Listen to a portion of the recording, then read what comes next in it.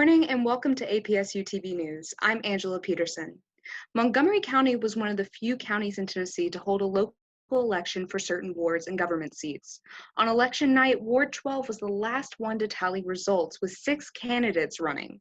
APSU-TV's Maisie Williams spoke to some of the candidates, and here's what they had to say. As Election Day draws near, voters in Montgomery County must decide who will be the next president of the United States. But that's not all. For voters of Ward 12, they must also choose a new city councilor from a total of 6 candidates. Candidate Tricia Butler is an honorably discharged sergeant and resident of Clarksville for about 9 years. One issue that's important to Butler is roads. There are a lot of roads that need to be worked on. Trenton, for instance, needs to be widened. We got road issues. Everybody knows that. Improving roads is also important to candidate Adam Walker. We want these upgrades. We want these developments. I think anyone that's ever had to go from 101st or Warfield or from Wilma up Trenton to try to get to Tiny Town, if you go in the wrong part of the day, at the wrong time, you're going to be sitting in traffic for quite some time. Walker is a representative with U.S. Law Shield, CEO and co-owner of Cerberus Security, and a resident of Clarksville for 5 years. Candidate David Webb is an Air Force veteran with a bachelor's in Geographical Information Analysis from APSU and resident of Clarksville for 33 years. Webb did not respond to a request for an interview, but on his campaign website, davidwebbward12.com, he states the importance of local roads being widened and maintained.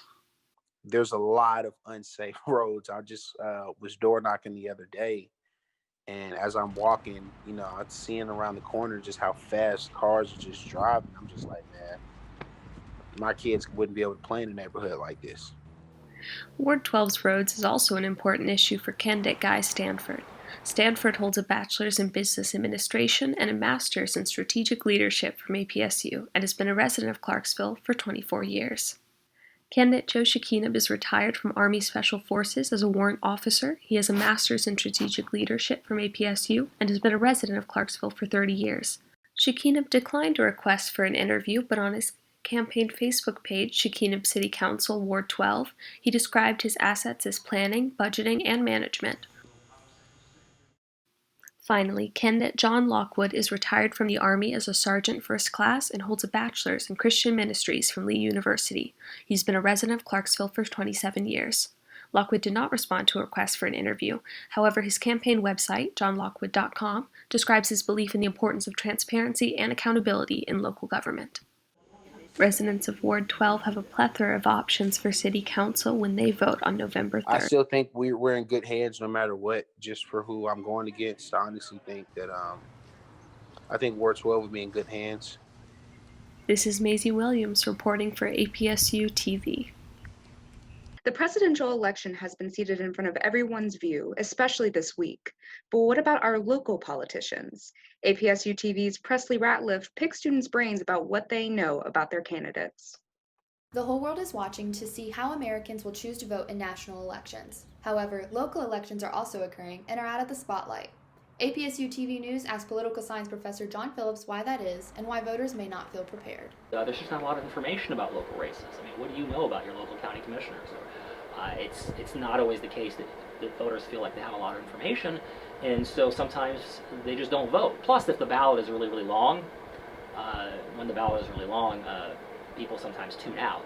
APSU-TV decided to travel around campus and test random Austin Peay students to see how ready they were for the upcoming election. Do you consider yourself to be educated or up to date on politics? Very much so. Name some news sources that you read or watch to keep up with.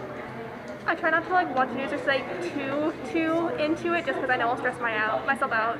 But my main news is CNN, but I know that's biased, so I try to find a lot of nonpartisan.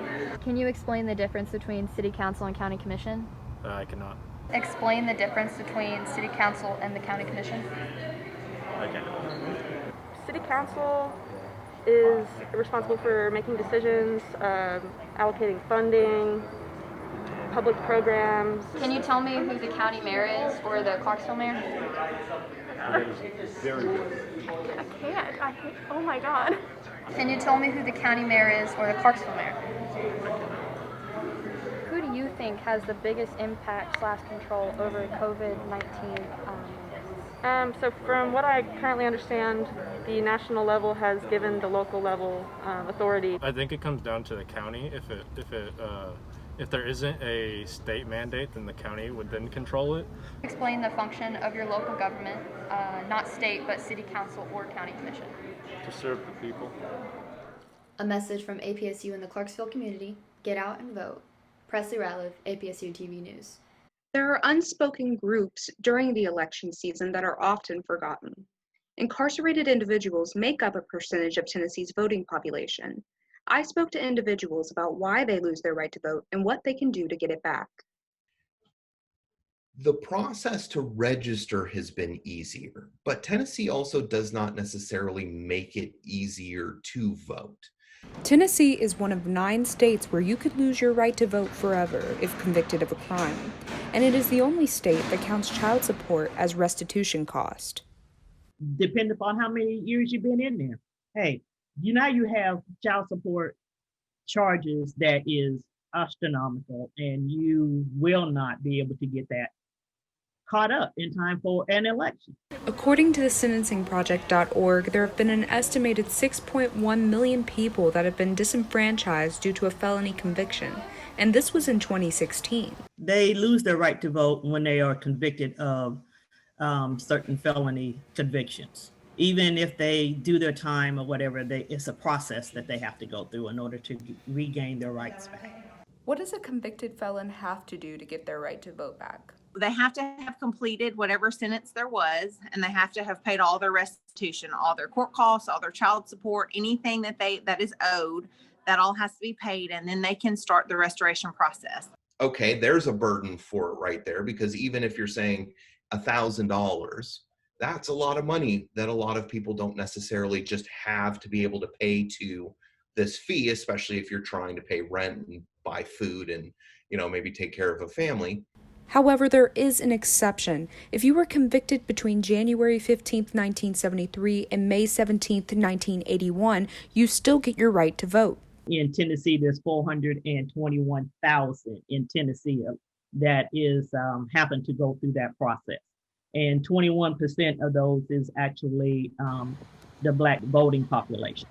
When you're convicted of a crime, there's a fine on your record that has to either be paid or expunged. There's 195,000 people in Montgomery County that is eligible to vote. There's not many that actually votes. Those being charged for a crime have not lost their right to vote. That right is only lost when you're convicted of a crime. For those serving time while waiting for their sentencing, there are options for you. That we do go to the jail for anybody that's in the jail that wants to vote. And for those who have been convicted, you want to vote in the next election. Now is the time to start your process.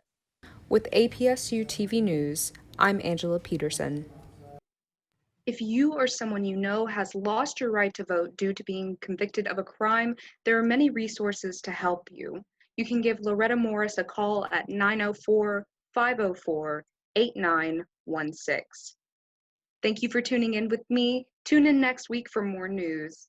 And let's go Peay.